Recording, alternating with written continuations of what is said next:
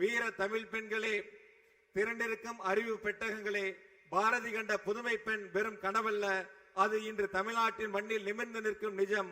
அடுப்போதும் பெண்களுக்கு படிப்பதற்கு என்ற பிற்போக்கு குரல்களை அறுத்தறிந்து அண்டத்தை ஆளும் அதிகாரம் பெண்களுக்கு என்று பறைசாற்றும் திராவிட மாடல் ஆட்சி நடத்தும் மாண்புமிகு முதலமைச்சர் தளபதி அவர்கள் சிறப்புரையாற்றும் வரலாற்று சிறப்புமிக்க இந்த வெள்ளம் தமிழ் பெண்கள் திராவிட முன்னேற்ற கழகத்தினுடைய மேற்கு மண்டல மகளிரணி மாநாட்டில் பங்கு பெற்றிருக்கின்ற அத்துணை வீர தமிழ் பெண்களையும் வருக வருக வருக என்று அன்போடு வரவேற்று இந்த இனிய நிகழ்வின் வாயிலாக 2026 சட்டமன்ற தேர்தலில் இந்த மேற்கு மண்டல மாநாடு அடித்தளமாக அமைந்திட வேண்டும்.